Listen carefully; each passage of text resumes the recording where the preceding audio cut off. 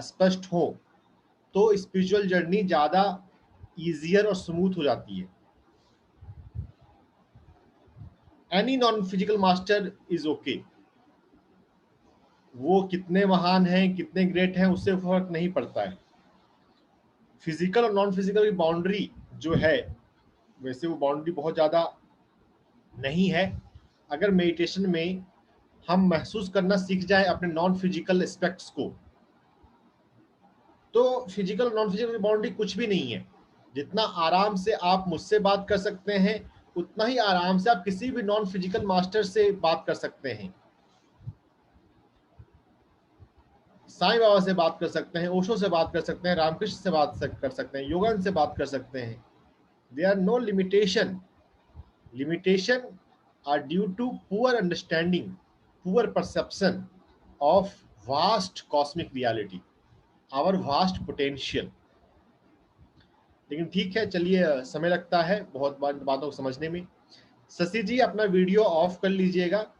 जब भी कोई मूव कर रहे हैं, अपना मोबाइल हिला रहे हैं, इंश्योर करें कि आपका वीडियो ऑफ हो, क्योंकि वो फिर स्क्रीन पे ब्लिंक करता है तो फिर डिस्ट्रैक्शन होता है। आप आराम से बैठकर सुन रहे हैं, देख रहे हैं, तभी वीडियो ऑन कीजिए। खासकर जब सवाल पूछना हो, बात करना हो, तब वीडियो ऑन कीजिए, नहीं तो चुपचाप सुनिए। Do we plan our relationship? आज ध्यान शुरू करने से पहले हम अपने भीतर ये सवाल रखेंगे। क्वेश्चन और quest, there very fine difference. हम जानना चाहते हैं क्या मेरे, खासकर जिन लोगों के जीवन में कोई ऐसे प्रॉब्लमेटिक नॉन कोऑपरेटिव रिलेशनशिप हैं, तो उनके भीतर ये सवाल रखना है, क्या मैंने ये सोल लेवल पे प्लान किया है? क्या मैंने खुद ने प्लान किया है? अगर किया है तो क्यों किया होगा? Why? I want to know the reason, I want to understand the mechanism. मुझे क्या सीखना है, मुझे क्या जानना है, मुझे क्या समझना है। ऐसा आप क्वेस्ट रखें with the prayer to the non physical master और गॉड। Master is better. जिन्होंने शरीर के रूप में जन्म लिया है, वो हमें ज्यादा मदद कर सकते हैं। तो हम अब मेडिटेशन में चलेंगे। मेडिटेशन का शंखनाद करते हुए, और जब हम शंखनाद करते हैं तो हमारे भीतर क्या इंटेंशन होता है पता है ना?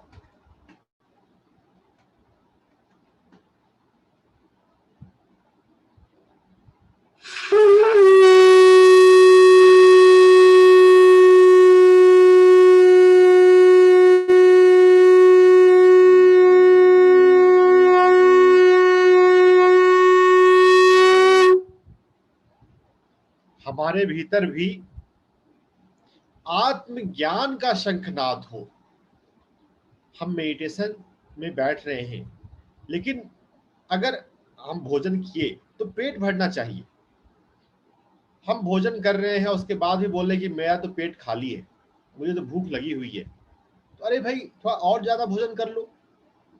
हम ध्यान को अपना रहे हैं, जी रहे हैं, फिर भी हमारी लाइफ में अगर सफरिंग चालू है, कंप्लेन, रोना धोना चालू है, तो फिर ध्यान से हम अपने आत्मा के आनंद को कब जानेंगे? देर मत करें। चिंतन, कॉन्टम्पलेशन सही ढंग से हो। जीरो कंप्लेन, जीरो रोना धोना लाइफ में आए। समझ बढ़ाएं, अंडरस्टैंडिंग बढ़ाएं। और अंडरस्टैंडिंग आती है अपने आप को, मैं शरीर नहीं हूं, मैं मन भी नहीं हूं, मैं भावना नहीं हूं। सदा सदा सदा रहने वाला अजर अमर चैतन्य ब्रह्म, इटर्नल कॉन्शसनेस। और कॉन्शसनेस का सिंगल यूनिट सोल हम हैं। लेकिन जब तक ध्यान की अनुभूति में ये अनुभव नहीं हुआ तो हमको ये बस कंसेप्ट लगेगा, और अगर सिर्फ कंसेप्ट है तो फिर एक कहानी है, जंगल में शिकारी जाता है, तोता गा रहे होते हैं, शिकारी आएगा दाना डालेगा, जाल बिछाएगा जाल में फंसना नहीं। पहले दिन शिकारी सुनता है तो वो डिप्रेशन में आ जाता है, वापस लौट आता है। ये तो सब पक्षी सीखे हुए हैं। फिर उनको उसका बूढ़ा बाप घर में बताता है बाद में, अरे वो तोते तो रट्टा लगाए हुए हैं। हम रट्टा ना लगाएं कि हम शरीर नहीं है, हम आत्मा है। आत्मा तो अजर अमर अविनाशी है, आनंद आत्मा का स्वभाव है। हम रट्टा लगा के बैठे हैं, ध्यान को अपना रहे हैं, थोड़ा थोड़ा कर रहे हैं, और जिंदगी की परेशानियों से परेशान हो रहे हैं। नहीं, ये जिंदगी आपकी अपनी चुनाव है। सीखने के लिए, आगे बढ़ने के लिए इस बात को समझें और अपने भीतर से समझें।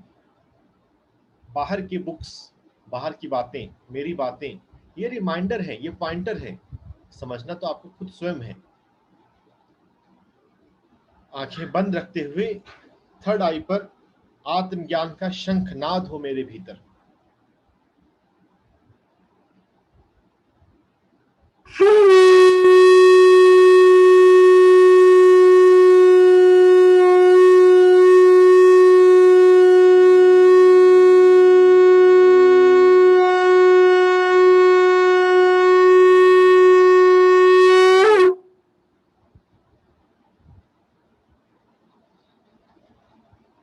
ध्यान से जब हमारे भीतर शून्यता आती है, शून्यता विचारों की, मन की,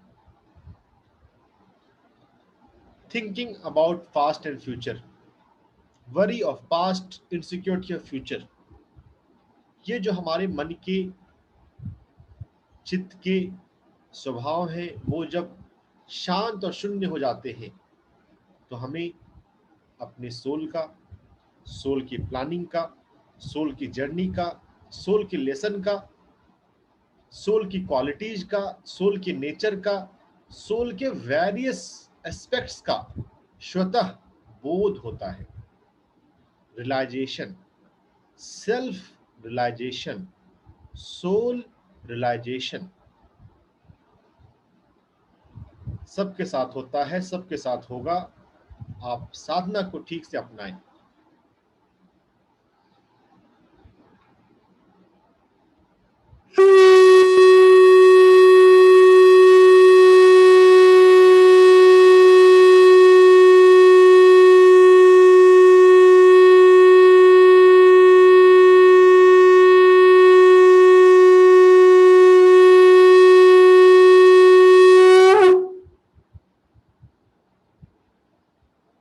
आंखें बंद, पूरा शरीर सजग, स्थिर। आप इस तरह से बैठे कि आपकी लोअर बॉडी कमर से लेकर नीचे तक पहले पूरी तरह से स्थिर हो जाए, और जब लोअर पोर्शन स्थिर हो जाए तो उसके बाद हम अपनी बॉडी का अपर पोर्शन भी बिल्कुल स्टेबल करें, स्थिर करें।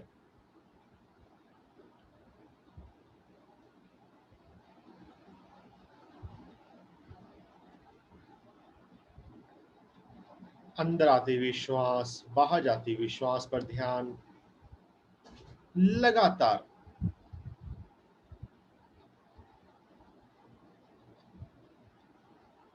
हर एक श्वास को बारीकी से महसूस करें।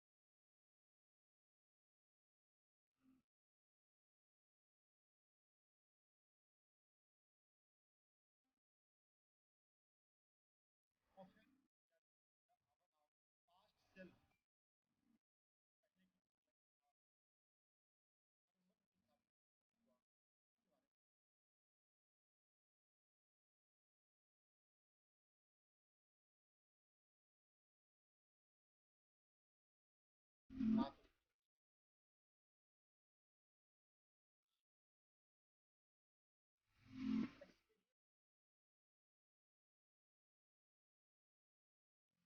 वह वह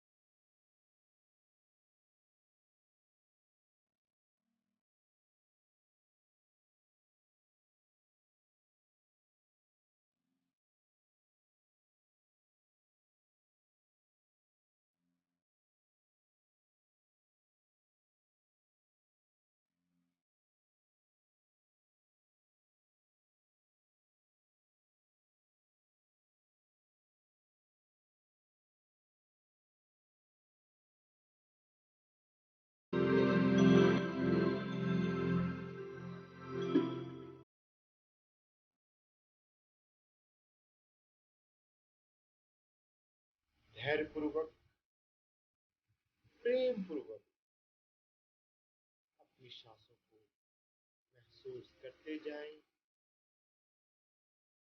ब्रेथ माइंडफुलनेस, आनापानसति मेडिटेशन।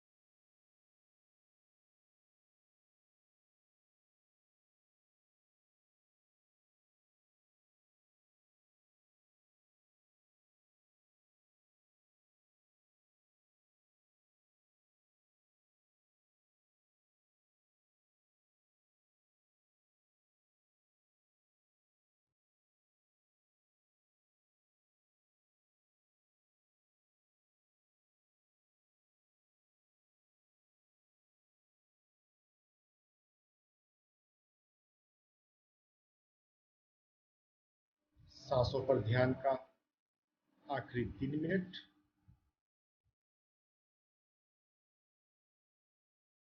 पूरी बारीकी से, पूरे अवेयरनेस से सांसों को महसूस करते जाएं। सांसें अंदर आ रही है, बाहर जा रही है। उन सांसों के अंदर आने और बाहर जाने के साथ हमारी बॉडी में जो हल्का सा हिलना होता है पेट के तल पे, चेस्ट के तल पे, उसे फील करें।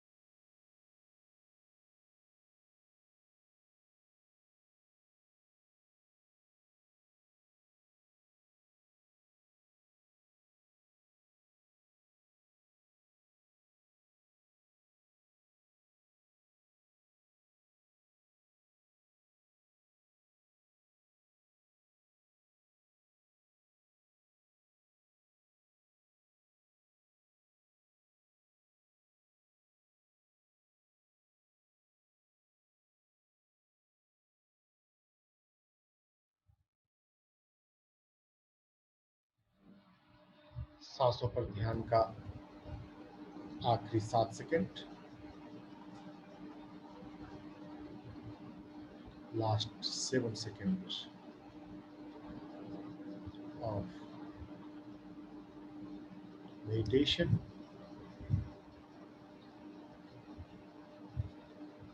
अपनी सुषुम्ना नाड़ी को महसूस करें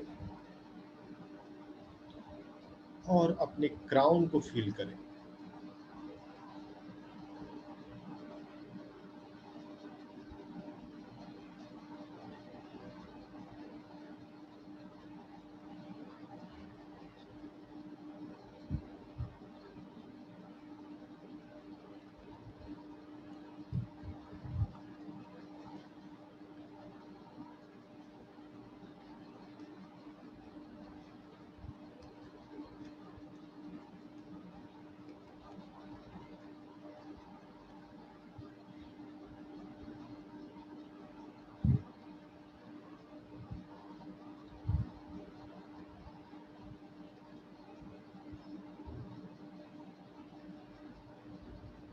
अपने सहस्त्रार पर अवेयरनेस रखते हुए फिर से अपने भीतर क्वेश्चन,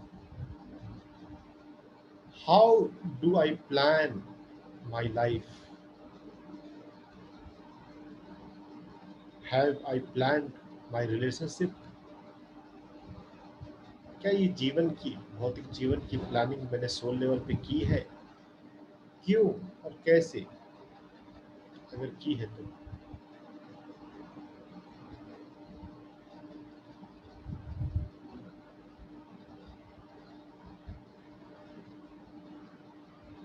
अपने दोनों हाथों को अपनी आंखों पर रखें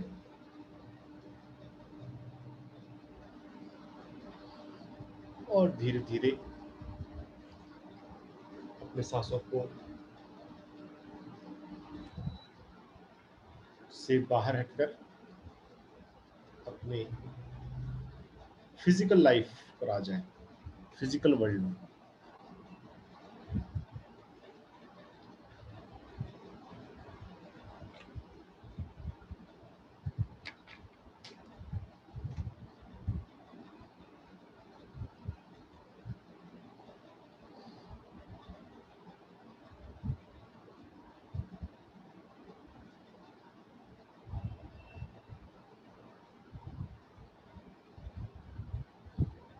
do we plan our soul life?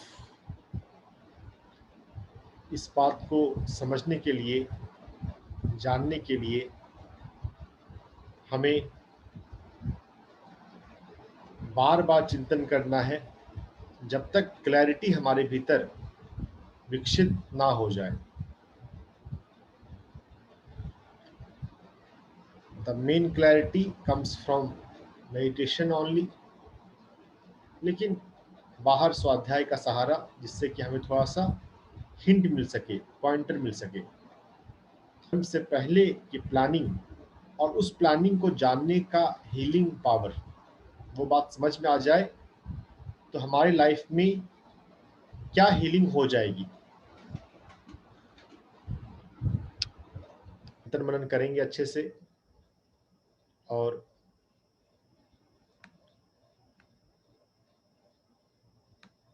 इसका पीडीएफ टेलीग्राम ग्रुप में मैंने भेज दिया है।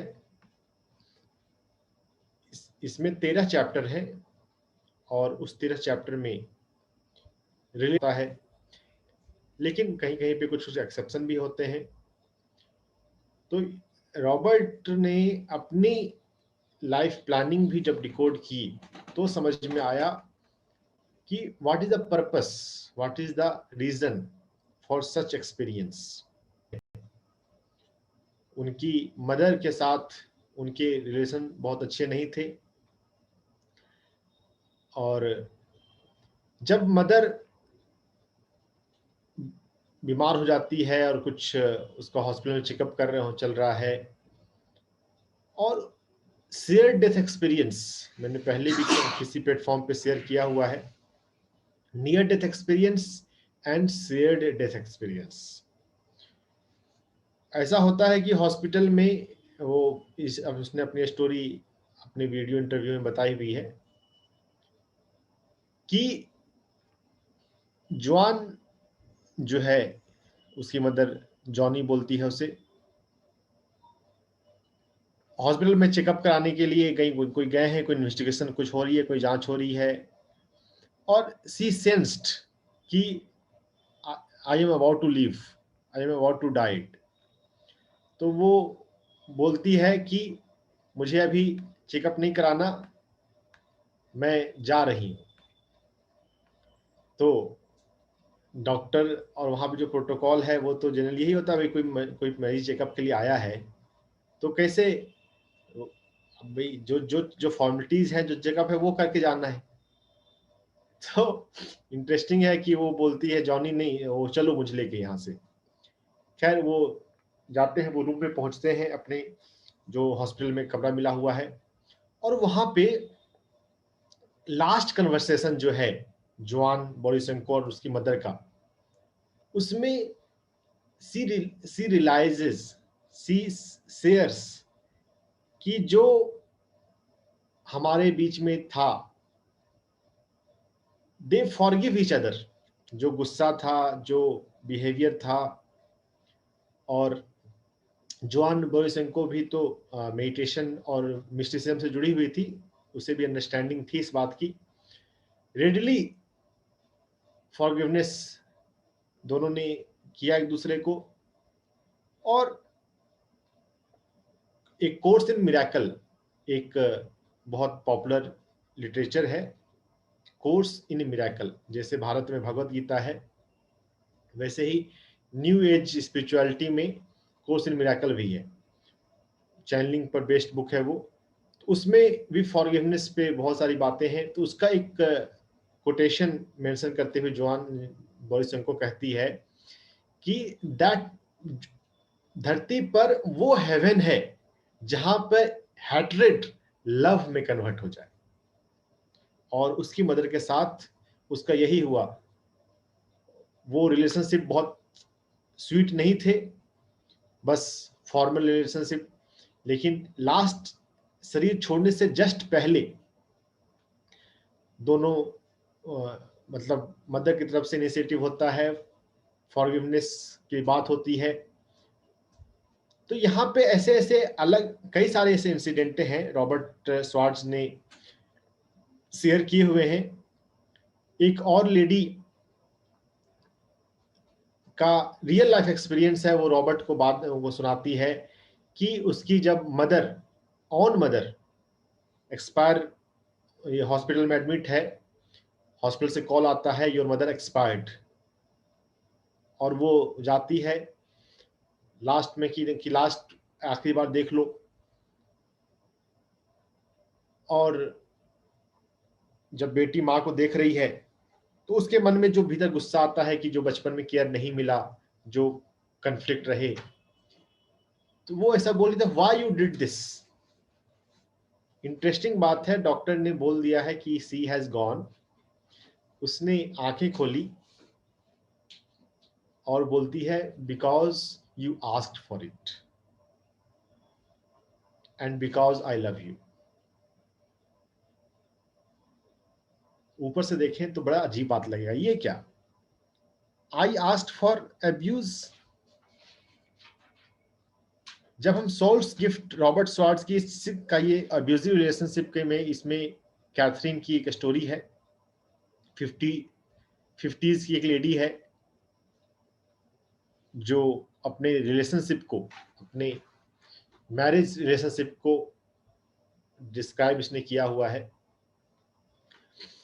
रॉबर्ट ने उसको चूज किया क्योंकि वो अभी ऑथर है, स्पीकर है, एक सक्सेसफुल पर्सनालिटी है, लेकिन पास्ट में उसके कन्फ्लिक्टिंग रिलेशनशिप रहे हैं।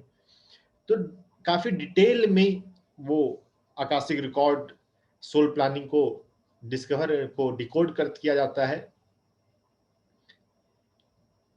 जब किसी एब्यूज से गुजरते हैं तो फिर हम सेल्फ लव के प्रति, अपने पैरों पे खड़े होने के प्रति ज्यादा अवेयर होते हैं।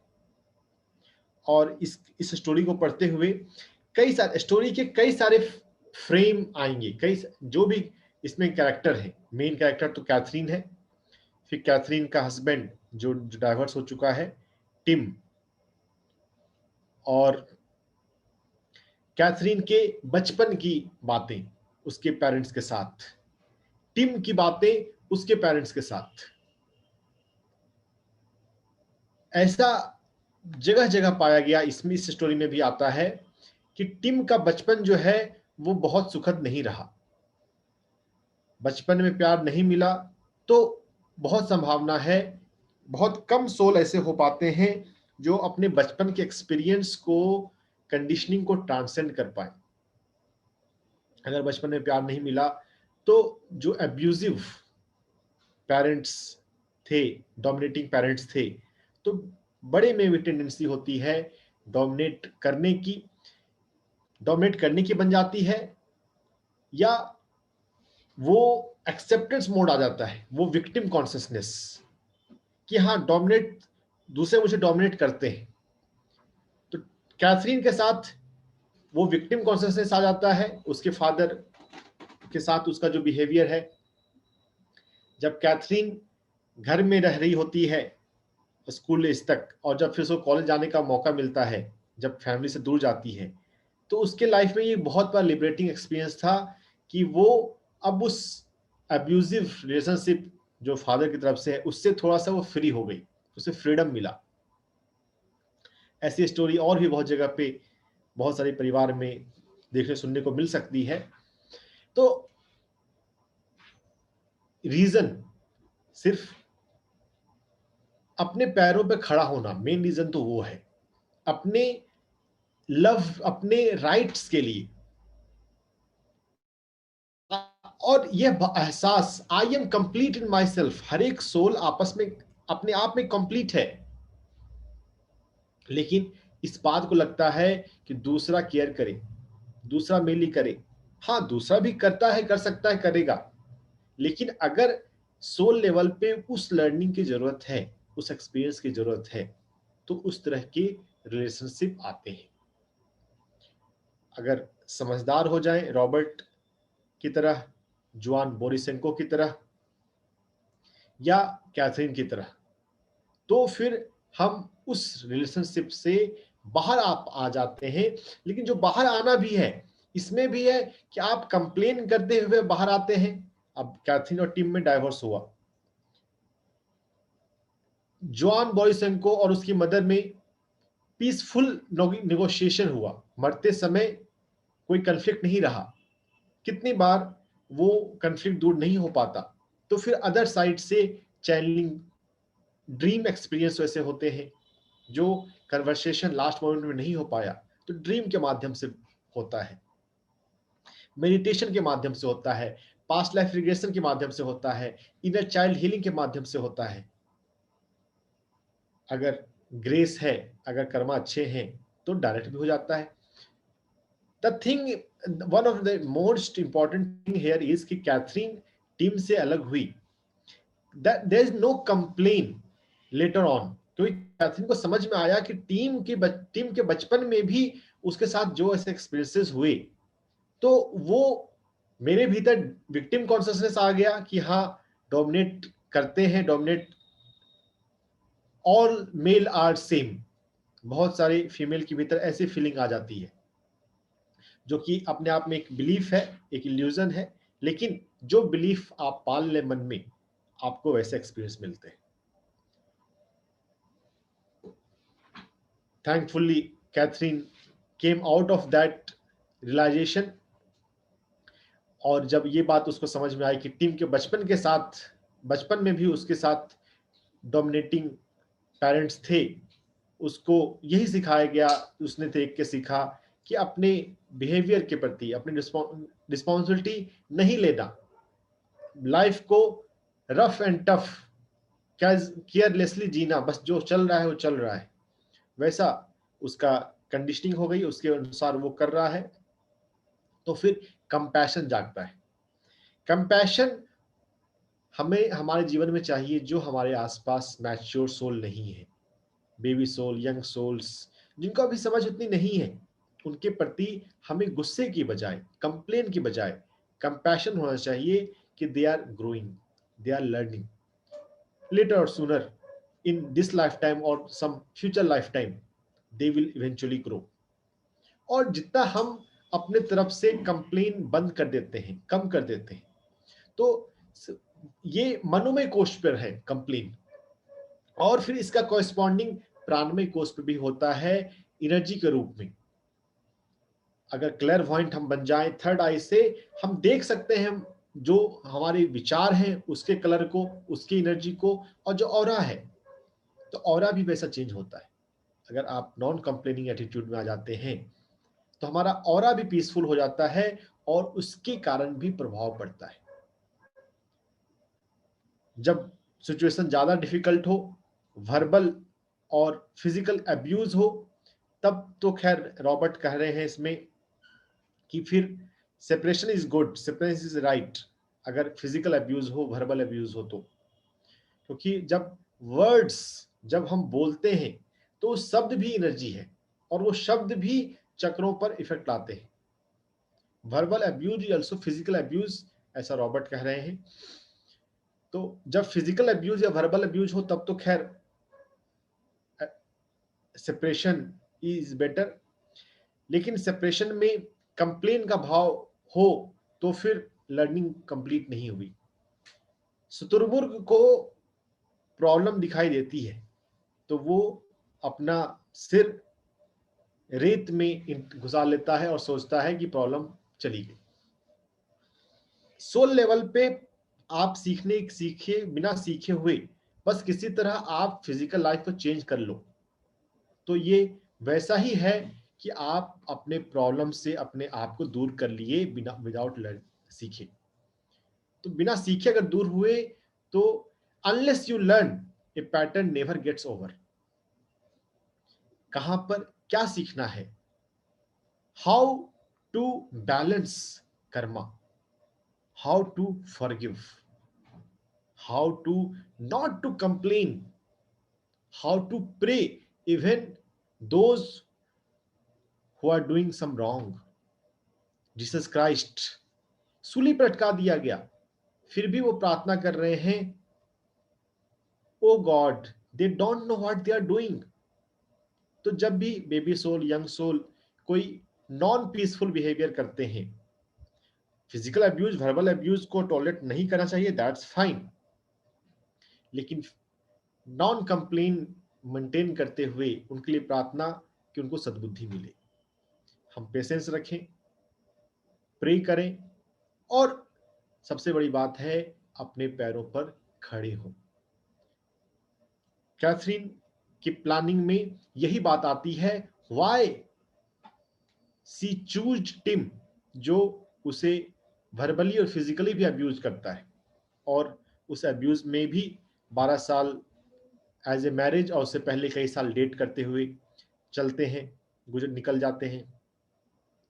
तो कैथरीन के पास सेल्फ डिपेंडेंसी नहीं थी, कैथरीन के पास वो कॉन्फिडेंस नहीं था।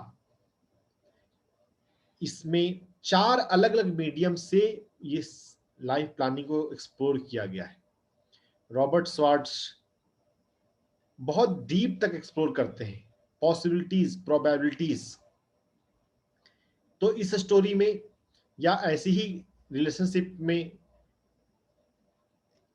किसी दूसरी स्टोरी में वो एक्सप्लोर करते हैं कि अगर टिम या कैथरीन, अगर दोनों में एक के भीतर विक्टिम कॉन्शियसनेस है और एक के भीतर डोमिनेटिंग कॉन्शियसनेस है, दोनों को सीखना है कि कैथरीन जब विक्टिम बन रही है और फिर उसको यह सीखना है कि विक्टिम, अगर हम सोचेंगे मन में कि दुनिया में तो सब बुरे ही हैं, तो वैसे एक्सपीरियंस आएंगे।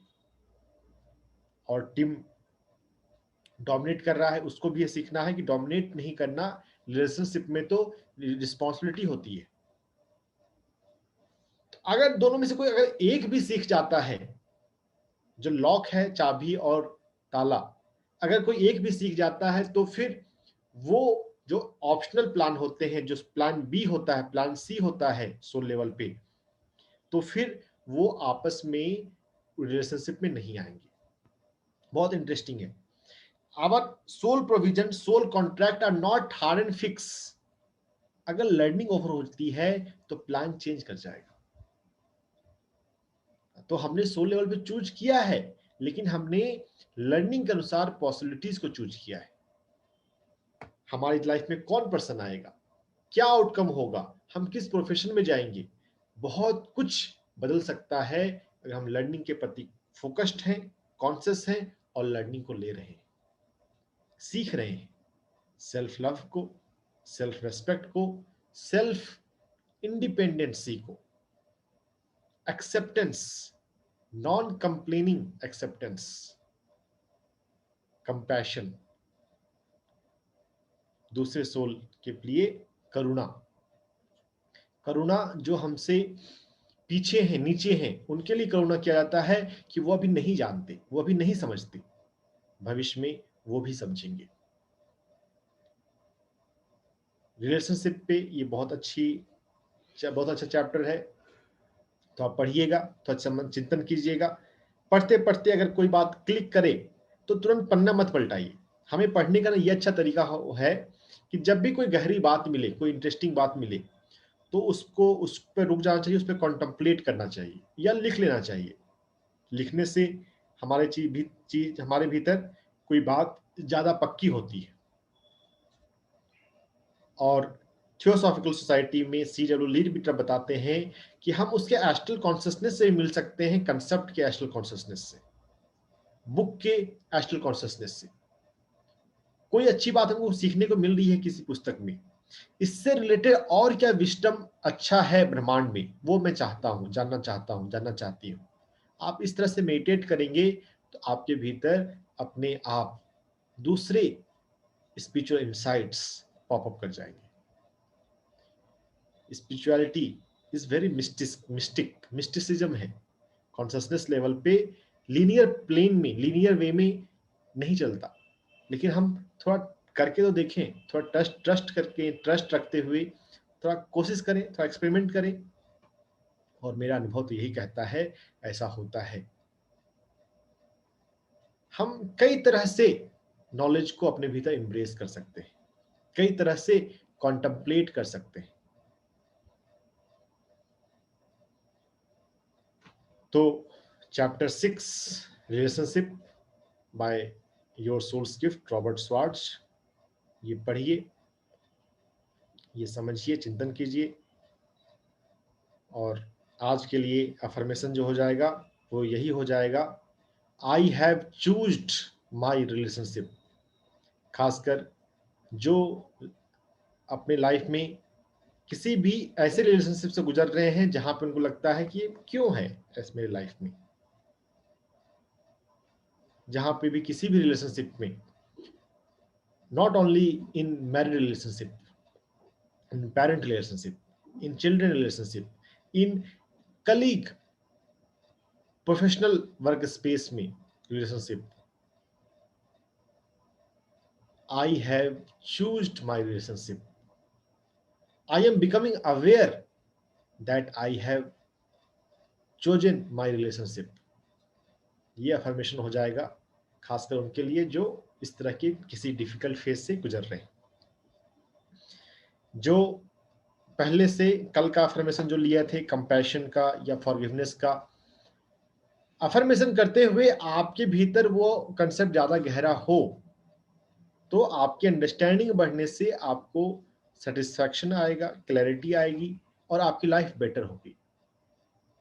तो सिर्फ प्लेटोनिक वे में अफर्मेशन नहीं करना है कि बस हाँ I accept my forgiveness, I am ready to forgive, ऐसे ऐसे बस मशीन की तरह, रोबोट की तरह नहीं लिखना बोलना। अफर्मेशन जो है वो चिंतन है अपने मन के तल पे, अपने चेतन मन, कॉन्शियस माइंड के तल पे, कि हमें उस रियलाइजेशन में जाना है।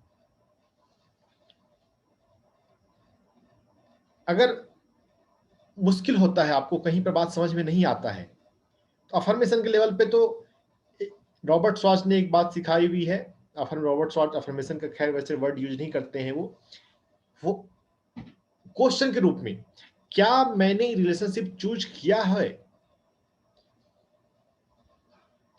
What if I have chosen my relationship? जिन लोगों को बात अभी तक समझ में नहीं आ रही हो, ऐसे आप इतने दिनों से मेरे साथ बने हुए हैं तो थोड़ा आपको विश्वास आने लग गया होगा। लेकिन अगर अभी भी नहीं समझ में आता तो रॉबर्ट श्वार्ट्ज का मेथड है क्वेश्चन करना, व्हाट इफ, क्या मैंने चूज किया होगा।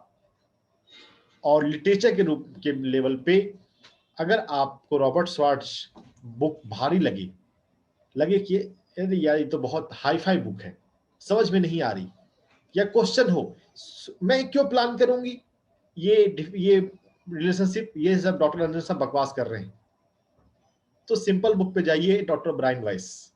डॉक्टर ब्रायन वाइस की बुक का लैंग्वेज ज्यादा इजी है। तो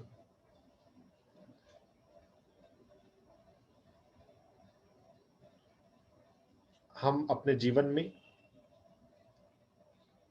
अपने भीतर, अपने आप में अंडरस्टैंडिंग गहरी करते जाएं और धीरे धीरे समझते जाएं। डॉक्टर ब्रायन वाइस को पढ़ें, रॉबर्ट श्वार्ट्ज को पढ़ें, डॉक्टर राजीव पार्टी को पढ़ें। पार्टी में PRTY होता है, उनके नाम में Y की जगह I है, पार्टी।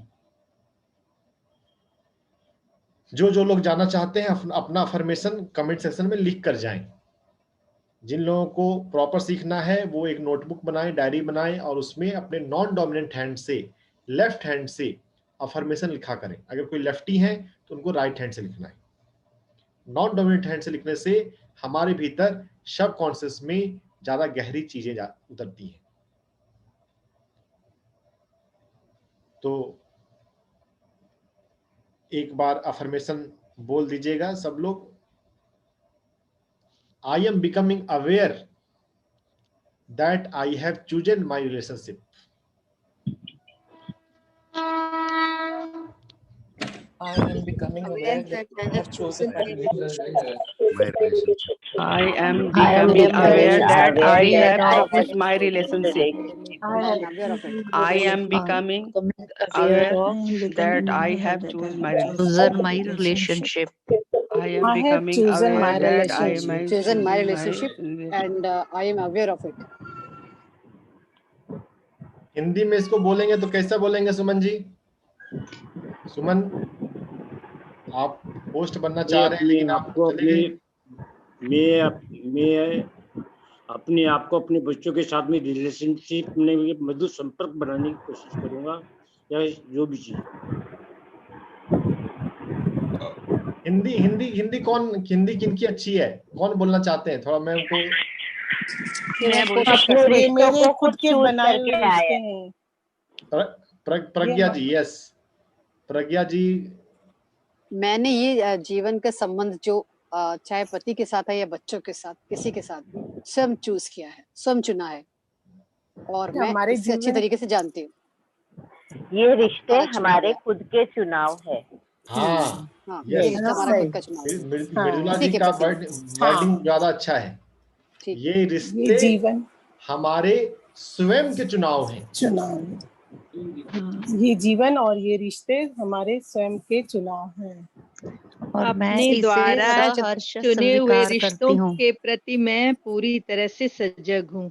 बहुत ज्यादा शुद्ध हिंदी हो गई दीप्ति जी आपकी। हमें बोल चाल की भाषा में वाली जो हिंदी जो है ना, हम उसका प्रयोग करें तो ज्यादा हम कनेक्ट कर पाएंगे, है ना। वो आपकी बात भी सही है, ठीक है।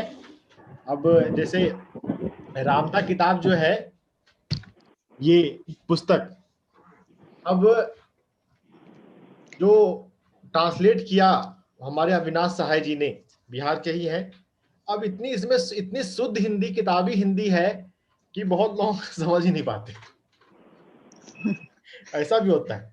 तो हमें एक है शुद्ध हिंदी और एक है बोलचाल की हिंदी, साहित्यिक हिंदी एंड बोलचाल की भाषा। तो मृदुला जी आप फिर से एक बार बोल दीजिए, क्या आपने बोला? बहुत अच्छा बोला आपने। मेरे रिश्ते, ये हाँ, रिश्ते हमारे खुद के चुनाव होते हैं। हाँ, मेरे रिश्ते मेरे स्वयं के चुनाव है। तो रिश्तों में सब कुछ आ गया, पति भी आ गया, बच्चा भी आ गया, वो काम कर रहे हैं ऑफिस का कलीग भी आ गया, ऑफिस में कोई कलीग है, कोई कंफ्लिक्ट है, कोई बंदा है कि रोज झगड़ता ही रहता है, सोशल रिलेशनशिप, तो वो भी इसमें आ सकता है। जहां भी सफरिंग है, जहां भी इमोशन है, वहां पर लर्निंग है।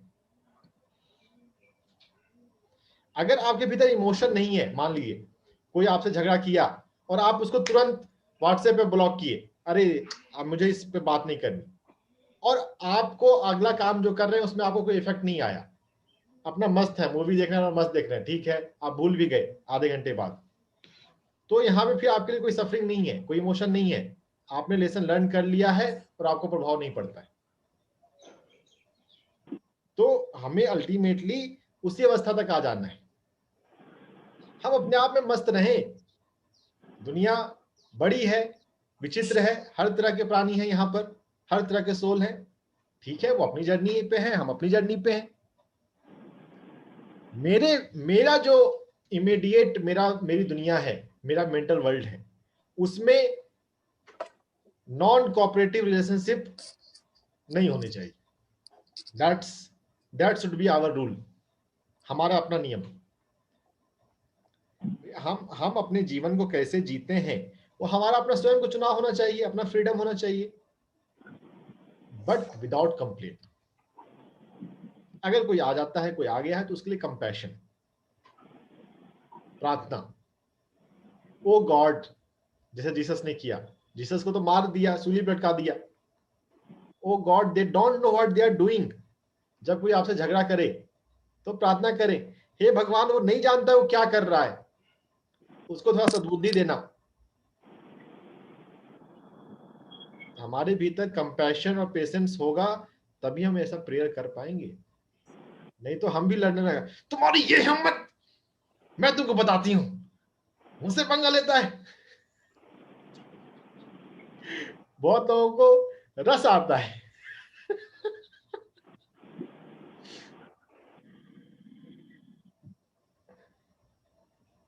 तो सर, ब्रायन वाइस की और पार्टी जी की बुक्स का भी पीडीएफ है? ब्रायन वाइस का पीडीएफ है, इंग्लिश वाला पीडीएफ है, हिंदी वाला पीडीएफ नहीं है। और राजीव पारती का वो ऑनलाइन आपको हार्ड कॉपी मंगाना पड़ेगा। सर बुक का नाम क्या है? किनकी बुक? राजीव पारती या ब्रायन वाइस? नहीं, राजीव पारती। राजीव पारती का बुक टेलीग्राम में मैंने भेजा था, मैं आपको फिर से दिखा देता हूँ। अच्छा, तो फिर मैं देख लूंगी। वो डाइंग टू वेक अप, मरना फिर से जीने के लिए। कितना कैसा इंटरेस्टिंग नाम है, मरना जागने के लिए, dying to be wake up. तो फिर पहले ही क्यों ना हो जाइए, तो हाँ, तो वही हम जो सब सीख रहे हैं, वही तो सीख रहे हैं कि जो मरने के बाद होता, जो अगले जन्म में होता, वो इसी जन्म में हो जाएगा अगर हम इसको अच्छे से करते जाएंगे। तो हम जन्म जन्मांतर के जर्नी को यहाँ पे श्रिंक कर रहे हैं। हाँ सर, पीडीएफ कैसे उसमें से निकालते हैं, उसका क्या मेथड है? डाउनलोड करते हैं, डाउनलोड हो जाता है, क्या होगा उसमें? नहीं तो मतलब उसके लिए गूगल में जाना पड़ता है? नहीं, और डायरेक्ट डाउनलोड होता है। नहीं, वो तो जो आपने भेजा तो डायरेक्ट डाउनलोड होगा। मुझे कोई पीडीएफ खोजना है तो किसी बुक का, अभी तो थोड़ा टेक्निकल एस्पेक्ट तो आना चाहिए। अब ये डाउनलोड के ऑप्शंस होते हैं बहुत सारे उसमें। मतलब उसको देखने के लिए गूगल पे जाना पड़ेगा कि मुझे ये वाला पीडीएफ चाहिए? देखिए, सारी बुक्स के पीडीएफ अवेलेबल नहीं है, एक बात तो ये समझना है। अच्छा। और ये पीडीएफ पढ़ना, ढूंढना, करना, ये एक तरह से अनएथिकल है, इलीगल है। अच्छा। आप ऑथर को, पब्लिशर को बिना कुछ कंट्रीब्यूट किए पढ़ रहे हैं, ठीक है, दुनिया में चल रहा है, वो चलता है, चलने दीजिए, लेकिन थोड़ा किताबें कुछ खरीदिए, पढ़िए। हाँ, खरीद, वो तो खैर हार्ड बुक का तो अलग ही होता है, हार्ड कॉपी का मजा ही अलग होता है सर। तो पीडीएफ में किंडल पे खरीदते हैं या पीडीएफ खरीदते हैं तो उसका भी पेमेंट करने का सिस्टम होता है कहीं कहीं वेबसाइट पे। ये देखिए प्रज्ञा जी, डाइंग टू वेक अप। ये दिल्ली के ही डॉक्टर हैं लेकिन कैलिफोर्निया शिफ्ट हो गए, अमेरिका, और एनेस्थेसियोलॉजिस्ट है ये, मतलब है, मतलब डॉक्टर तो है ही, चेंज कर लिया प्रोफेशन ही, कॉन्शियसनेस बेस्ड हीलिंग बेहोशी के डॉक्टर जी, सुन बनेगा डॉक्टर जी, सुन करने क्लोरोफॉर्म वगैरह जो देते होंगे ना उनके लिए, ऑपरेशन वगैरह में जो करते हैं। और ब्रायन वाइस की कौन सी बुक सर, उसका क्या नाम है? ब्रायन वाइस की बुक का नाम है, 7 किताबें हैं, उनकी जो सेकंड लास्ट बुक है miracles happen, that is best among all 7 books. उसका आपने भेजा है सर, ये पीडीएफ भेजा है मिरेकल्स हैपन का? अब मैसेज कीजिएगा। देखिए ये YouTube लाइव हो रहा है, हम ज्यादा बात ना करें, पीडीएफ। सर मुझे आज एक्सपीरियंस एक हुआ, उसके बारे में बात करनी थी। आपने भी अपने इसमें थ्योरी में थोड़ा सा बोला कि मतलब हमारे विचारों की भी एक लाइफ होती है ना? हाँ, yes. तो मैंने देखा कल की रात भी बहुत अच्छी निकली। मैं उसको देख रही हूँ कि पहले तो क्योंकि 11 बजे तक सेशन हमारा खत्म हुआ, वहां पर मेडिटेशन का करके मैं सो गई। सो गई 2 घंटे के लिए सोई हूँ, 2 घंटे सोई। उसके बाद तो फिर मतलब जैसे मैं 12 से 2 बजे तक में ना जागी हूँ ना सोई हूँ, बट लेटी तो हुई। तो उसमें हाँ ना, और उसमें बहुत अच्छे एक्सपीरियंसेस हो रहे थे मुझे। जो मैंने अभी आपसे पूछने जा रही हूँ तो ये है कि जैसे जो थॉट्स की जो मैंने बॉडी देखी है ना, वो ऐसे है जैसे कि मशरूम होती है ना, वो वैसे वाले जंगली मशरूम निकल आते हैं पेड़ों में कहीं जंगल में, और इतना बड़ा मशरूम है, करीब 6 से 8 इंच का, एक क्वार्टर प्लेट के बराबर मान लीजिए। जैसी उसकी शक्ल होती है मशरूम की, लगभग वैसी है वो, और वो चिपका हुआ है। मैंने उसको जैसी तोड़ा, मुझे यहाँ पर लगा कि मैंने इसको मार दिया है। तो फिर उसमें चिंतन भी चल रहा है साथ में कि ऐसा मैंने करा, इसका मतलब ये होगा कि मुझे किसी के नेगेटिव थॉट्स नहीं लाने हैं, उसको टॉर्चर होगा फिर ये, मतलब उसको मारने जैसा है किसी के लिए लाना, यानी कि उसको उतना हमने नेगेटिव एनर्जी दे देनी है उससे ताकि वो मरने जैसा हो जाएगा, वीक हो जाएगा। और इसको मैं फिर काई से रिलेट कर रही हूँ कि जो समुद्र के अंदर जो काई है, जैसे उसमें भी लाइफ है। जैसे हम उसको अलग जब करते हैं तो एक हल्की सी आवाज सी हुई थी, जैसे किसी पेड़ की टहनी को तोड़ी जाए तो होती है ना, कुछ मिलते। हाँ, कल मुझे बड़े अच्छे से फील हुआ कि विचारों में कैसी लाइफ है। अभी तक तो सुन रही थी ना, कल अनुभव भी किया। और अपने अच्छे अनुभवों को ना लिखना चाहिए, लिख लीजिए। ठीक है सर, मैं आज से ही लिखूंगी, क्योंकि मुझे लग रहा है कुछ ना कुछ अच्छा आ ही जाता है। और एक मैंने कल मेडिटेशन जो करा था, कल कराया था, कोई समिता जी ने कराया था, पीएमसी मुंबई में चल रहा था। तो उन्होंने हार्ट को बताया कि मतलब हार्ट पर ही देखना, मतलब येलो लाइट देखनी है, कैसे हम बाहर से लेके अंदर डाल रहे हैं, फिर जब अंदर फैल जाती है तो अंदर से हमसे बाहर भी ला रहे हैं, अपने और को और स्ट्रॉन्ग कर रहे हैं।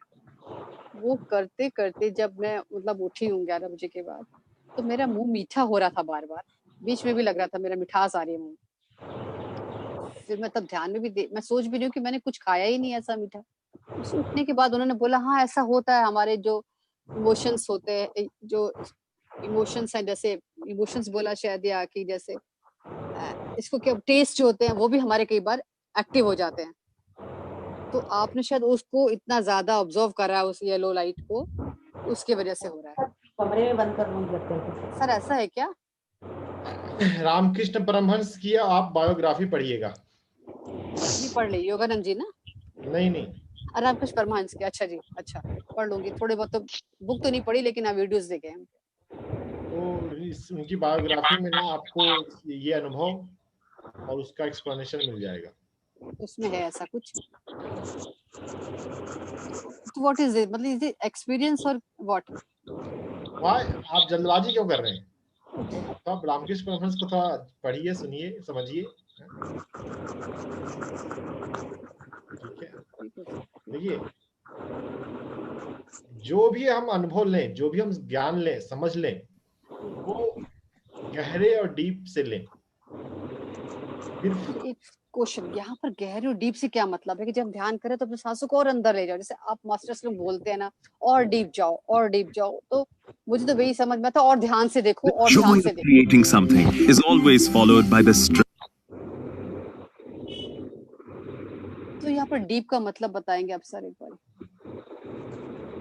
डीप का मतलब है, देखिए श्वास जो है हमारी स्थूल और सूक्ष्म के बीच में जंक्शन है, वो मीडियम है। श्वास को हम जब महसूस करते हैं, पकड़ते हैं, तो वहां से हम सूक्ष्म की ओर जाने की शुरुआत करते हैं। तो सूक्ष्म से सूक्ष्मतर जो हमारा अस्तित्व है, हमारा स्वरूप है, हमारा होना है, उसको महसूस कर सकें और उसको जी सकें। सर अभी तक तो क्या होता था, जब मैं अभी तक का, कल से पहले तक का जब मेडिटेशन करा तो मेरा सांस जैसे यहाँ तक आई, कहीं पर यहीं पर आकर के लोप हो जाती थी, वो ये एक जगह केंद्रित हो गई और अपना चल रहा, ध्यान पे जा रही हूँ या विचार भी कर रही हूँ सपोज, तो मेरे यहाँ पर तब तक हो चुके थे, मतलब 20-1 मिनट के बाद, है ना। अभी कल उन्होंने बोला नहीं पेट से लेनी है, मतलब पेट को भी फील करना है कि अप एंड डाउन हो रहा है, छाती को भी करना है। तो अब मैंने वो चीज सीख थी या ये चीज सीख थी? दोनों ही ठीक है। मैंने कहा इनके अनुसार, जैसे उन्होंने कहा कि चलो ऐसे भी करके देखते हैं।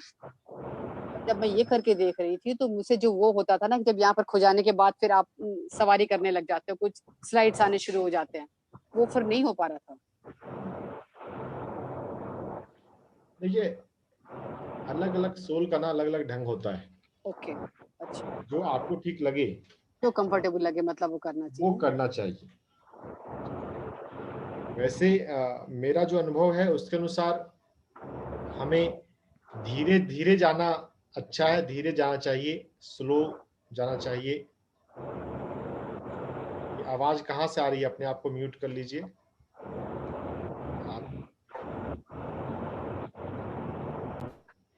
सभी सुनने वालों से आग्रह है, सजग रहें। अब अगर आपके आसपास आवाज हो रही होती है तो अपने आप को म्यूट कर लें। नहीं भी बोल रहे तो भी अपने आप को म्यूट रखें, जब बोलना है तब अनम्यूट करें, तो फिर डिस्टरबेंस नहीं होगा बीच में। मैं भूल गया, प्रज्ञा जी आपने क्या पूछा था, फिर से पूछिए।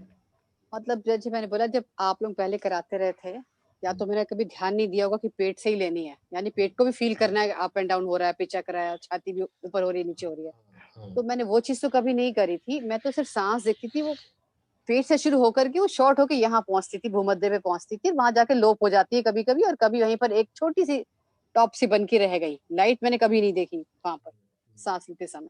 तो उसके बाद जैसे ही वो लोप होती थी, उसके बाद मुझे कुछ कुछ स्लाइड्स आते थे, है ना, कभी कभी। अब जो कल उन्होंने बताया ऐसे करो, तो मैं बिल्कुल उनके अकॉर्डिंग ही करा कि जो कह रही मास्टर्स मुझे वही करना है, तो मैंने वैसे ही करा कल, कि मैं पेटी को बस देखती रही कि हाँ आ रही है, वहां से जा रही है, और छाती भी मेरी फूल गई, और मैं अपना हार्ट ही देखती रही। तो पर फिर मैं जैसे वो मुझे स्लाइड्स आते थे, वैसा वाला कोई स्लाइड नहीं आया, या हो सकता है आगे आए, मुझे पता नहीं। देखिए ध्यान जो है वो अपने आप से जुड़ने की कला है। तो उस अपने आप से जुड़ने के लिए हमें अपने मन को शांत और शून्य करना है। तो मन को शांत और शून्य करने के लिए हमें अपने विचारों को कम करने के लिए जो श्वास माध्यम है वो सबसे सहज माध्यम है, सबसे आसान है ज्यादातर लोगों के लिए। तो उस मेथड का हम व्यापक रूप से यूज करते हैं, लेकिन और भी कई सारे मेथड हो सकते हैं। अब जो श्वास पर ध्यान करने का जो माध्यम है, इसमें हम पेट पे भी श्वास ध्यान लगा सकते हैं, चेस्ट में भी ध्यान लगा सकते हैं, और यहाँ भी ध्यान लगा सकते हैं। तो अपने आप जो हो वो भी ठीक है, एक बात तो वो है। दूसरी बात है कि अगर आपके जीवन में तनाव है तो तनाव को कम करने के लिए पेट में ध्यान लगाना ज्यादा अच्छा है। अगर आपकी लाइफ में किसी भी तरह का स्ट्रेस है, अगर आपको लगता है, और स्ट्रेस सबको पता होता है, कि उनका सर दर्द होता है, उनको नींद डिस्टर्ब होती है, उनका झगड़ा हो जाता है, अच्छा, कुछ भी जिनके जीवन में भी ऐसा कुछ है, उन्हें सांसों पर, पेट में सांसों पर ध्यान लगाना चाहिए। जब वो अवस्था पूर्ण हो जाएगी, जब आपके जीवन में पेट पे श्वास ध्यान लगाते लगाते जब वो अपने आप उसका फेज ओवर हो जाएगा तो ध्यान पहुंच जाएगी थर्ड आई पर, वहां पर उतने दूर में श्वास महसूस होगी। जब वो अवस्था आ जाए तो वो अच्छा है, वो बढ़िया है। हमें जंप करने की, जल्दबाजी करने की कभी जरूरत नहीं है कि हमने किसी का सुना तो अरे ये एक्सपीरियंस बहुत अच्छा है, ये तरीका बहुत अच्छा है, हम ये कर लेते हैं। हम मन के लेवल से दूसरे तरीके से फैसिनेट हो जाएं, इसकी संभावना बहुत है। हाँ, भाव आ रहा हो क्या, ये मैं करके देखती हूँ, ये करती हूँ, तो शांति से जहां पर भाव आता है वहां पर तो ठीक है, चलो ये टेक्निक को हम एक्सप्लोर करें। निर्मल जी म्यूट रखिए अपने आप को, मैं सबको म्यूट कर रहा हूं, नहीं बात आप समझ रहे हैं।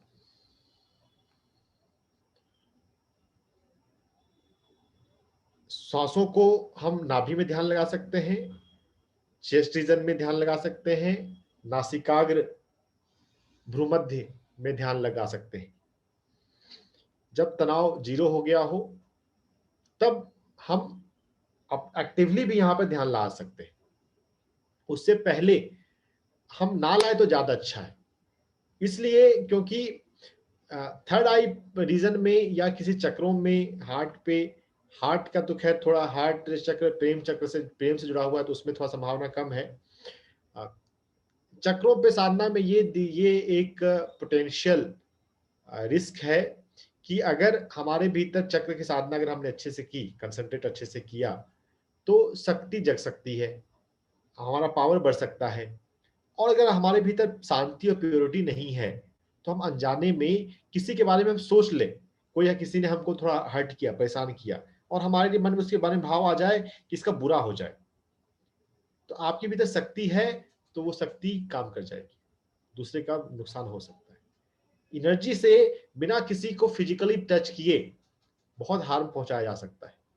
ये शक्ति बहुत पावरफुल है, लेकिन अगर शक्ति के पीछे, शक्ति के आगे अगर शांति ना हो, अगर बुद्धि ना हो, तो शक्ति विध्वंसक भी है। दुनिया में ज्यादातर लोग पावर के पीछे भागते हैं, सक्सेस के पीछे भागते हैं, वो एक मिस्टेक है। पहले तो है कि आपके पास शांति हो, आपके पास जो भी आप चाहते हैं उसको हैंडल करने का कैपेसिटी हो। आपके पास आ जाए और संभाल ही नहीं पाए तो फिर आना ही नहीं चाहिए। और इसका सबसे अच्छा टिपिकल एग्जाम्पल है रावण।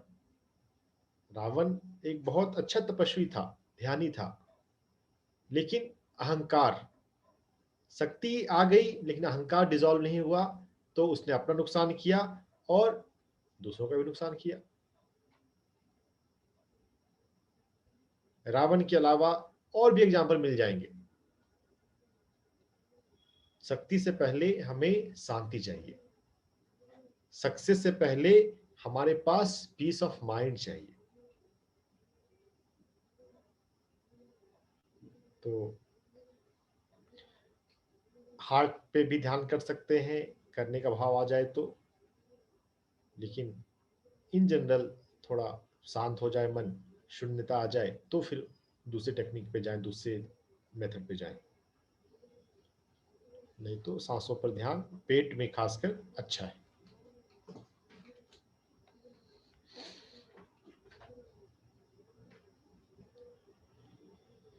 अपना सवाल पूछना है, अपने आप अपना वीडियो भी ऑन करें तो फिर ज्यादा बेहतर कम्युनिकेशन होता है।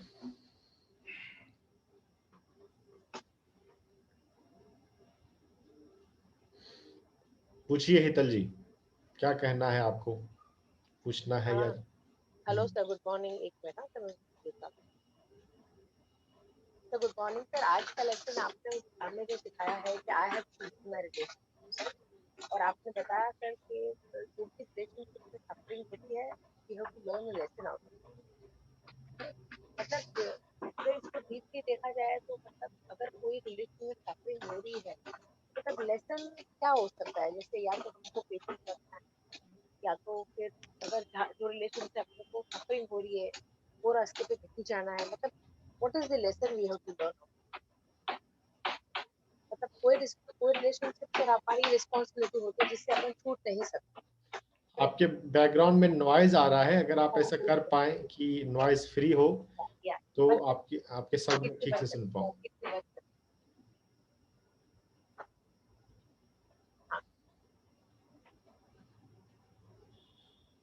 हाँ सर, अभी सुनाई दे रहा है क्लियर? आपकी आवाज तो आ रही है, लेकिन आपकी आवाज के साथ साथ हाँ, कंस्ट्रक्शन का काम चल रहा है, खिड़कियां तो बंद कर।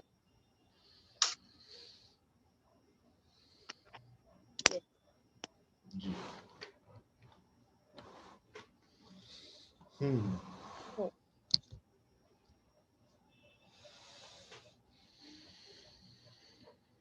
आप शुरू से थे आज?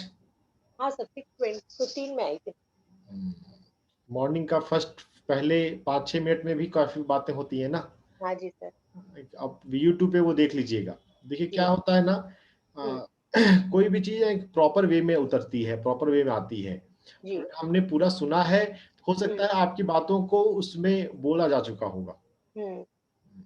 चलिए ठीक है, चलिए वो पूछ लीजिए। अब आप आए हैं तो क्या बोल रहे हैं, बोलिए। मैं पूछ रही थी सर, आपने बताया कि we have chosen our relation, right? क्या तो और कोई भी रिलेशनशिप में जो सफरिंग होती है तो we have to learn a lesson out of it. तो इसमें क्या lesson?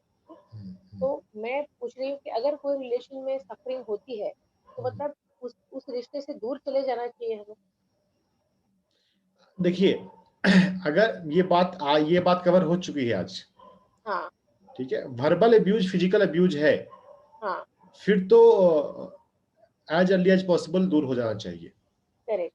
But without complain, without blame, without curse. दूसरे को ना हम वो कर्स करते हैं कि उसके लाइफ में भी ऐसा हो, उसके कीड़े पड़े उसको ऐसे लड़ते झगड़ते जब है तो विदाउट कर्स, विदाउट कंप्लेन वो करें।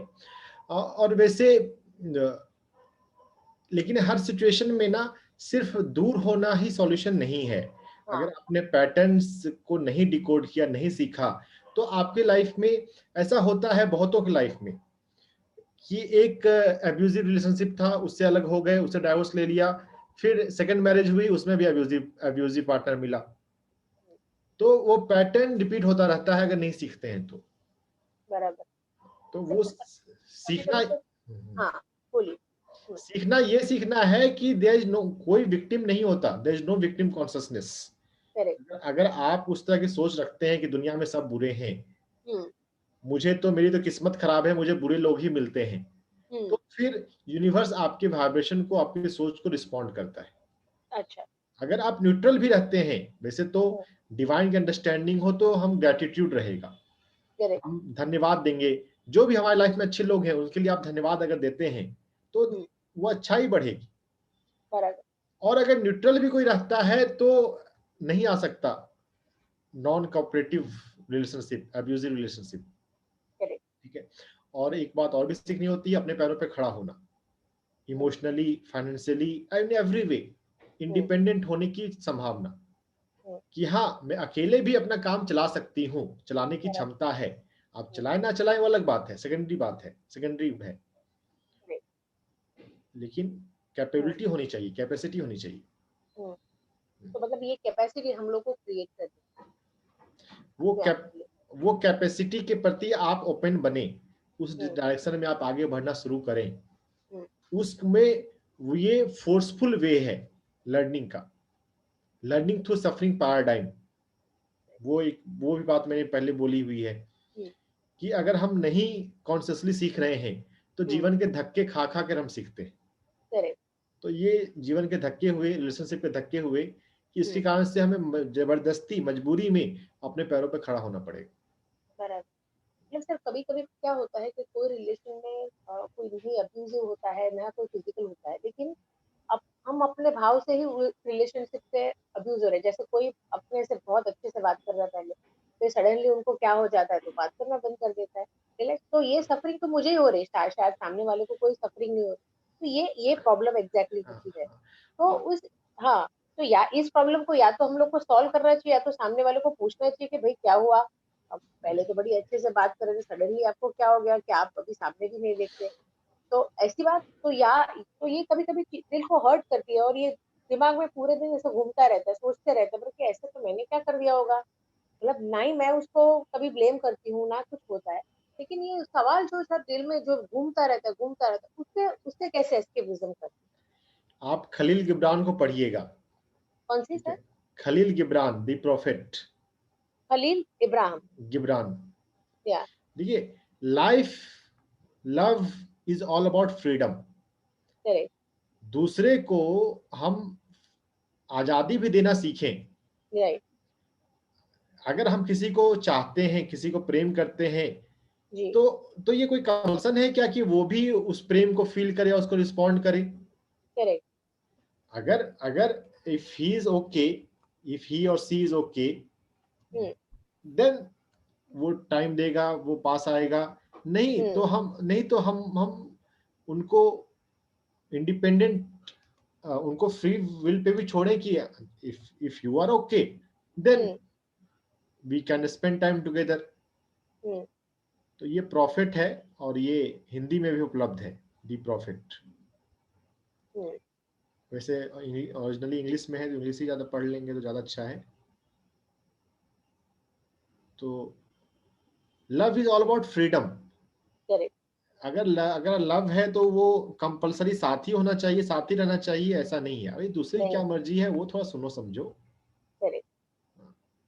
तो यहाँ पे तो बस हमें ये पेन कब होता है सर? जब भी कोई पहले मतलब एकदम अच्छे से बिहेव करता है और फिर सडनली वो चेंज हो जाता है, तभी ये फीलिंग आती है ना सर?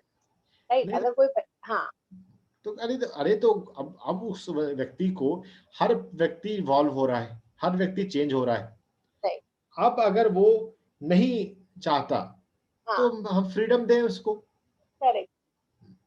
करेक्ट। यस। मतलब अगर कभी कभी मैं सोचती हूँ कि किसी से पूछ के क्लैरिफाई चीज कर लेनी चाहिए, तो ये मतलब is it always right? No no no no no. अगर दूसरा क्लैरिफाई करना चाहता है, बात करना चाहता है तो ठीक है, नहीं तो छोड़ दें। हम फ्रीडम दें। अगर बात वो दूसरा पर्सन बात करना चाहता है कि नहीं बात करना चाहते, वो भी फ्रीडम। मतलब शायद फ्रीडम देने के बाद इफ ही और शी हूएवर रियलाइजेस इट कि भाई ओके, और शायद वो खुद ही सामने चल के बात करने आए तो ठीक है। लेकिन आई थिंक जो मैं सोचती रहती हूँ कि मैं एक बार किसी से पूछ लूँ कि भाई क्या हुआ, तो मेरे से गलती हो गई कि ये पहले तो ऐसा था, अभी आप ऐसा क्यों कर रहे हो, क्यों नहीं कर रहे हो, वो चीजों में ज्यादा घुसना नहीं चाहिए। बहुत बार ना कोई गलती होती भी नहीं है किसी की। करेक्ट। बस उसका टाइम ओवर हुआ। हाँ बस वही। तो सर वो टाइम ओवर हुआ तो कभी कभी मुझे वो चीट जैसी फीलिंग भी होती है कि मतलब someone has cheated us, then it happens like that। तो ये हमें सीखना है ना कि every separation is not only cheating. जब वो अगर वो अब्यूजिव वे में जा रहा है छोड़कर, then it's cheating, otherwise it is not।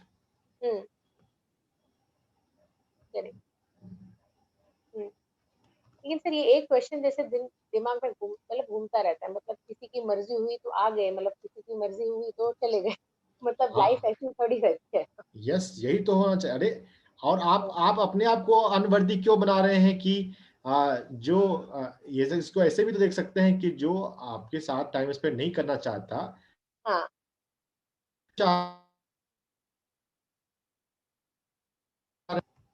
जो आपके साथ हैप्पी फील करता है, जो आपके साथ टाइम स्पेंड करना चाहता है, वो पर्सन आपके लाइफ में आए। करेक्ट। वो भी है। जिसको आपकी वैल्यू नहीं है, उसको जाने दीजिए। Yes yes, true true, very true. Correct. और खलील गिब्रान को पढ़ने के बाद फिर एम स्कॉट पेक को भी पढ़िएगा। M Scott Peck. सर इसमें टाइप कीजिए ना गूगल में, मैं स्पेल देख लूं एक बार। मेरा स्क्रीन हैंग हो गया, थोड़ा रुकिए। ये हैंग तो होता नहीं है जनरली। एक बार में तो कोई एक ही पढ़ेंगे। हाँ एक ही पढ़ूंगी, लेकिन खाली नाम सर नोट कर लेती हूँ। M Scott Peck. Scott SCOT SCOTT Peck, PECK। Okay. इनकी जो पहली पॉपुलर बुक है हाँ। Road less travelled, okay. उसमें लव को इन्होंने इतना अच्छा एक्सप्लेन किया है। लव, व्हाट इज लव, प्रेम क्या है। हम प्रेम को, हम अटैचमेंट को प्रेम समझ लेते हैं, हम पॉजिटिवनेस को प्रेम समझ लेते हैं। तो इसके रिगार्डिंग जो इन्होंने बातें कही हैं, बताई हैं, वो अमेजिंग है। मैं आपको वो, जब 30 सोल लेसन्स में लव वाली स्लाइड आई थी, तो इनके बुक का फोटो था उसमें। अच्छा सर। M. Scott Peck। ठीक है, ठीक है, thank you very much. Okay जी, चलिए सभी लोग अपने आप को एक बार अनम्यूट कीजिए फिर से, और आज का अफर्मेशन फिर से एक बार बोलते हुए, I am aware that I have chosen my relationship. I am aware that I have chosen my relationship. अगर आप अपने आप को म्यूट नहीं कर पा रहे तो चैट में टाइप कर दीजिए, या जो को होस्ट है वो सबको अनम्यूट करने का ऑप्शन दे दीजिए। तो अश्विनी जी आप दे सकते हैं, मेरा स्क्रीन अभी पता नहीं क्यों हैंग हो रहा है।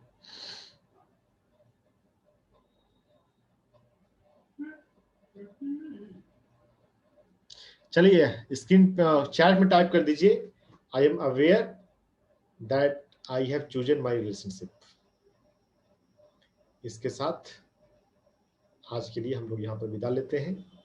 सभी को डिवाइन मॉर्निंग, डिवाइन डे।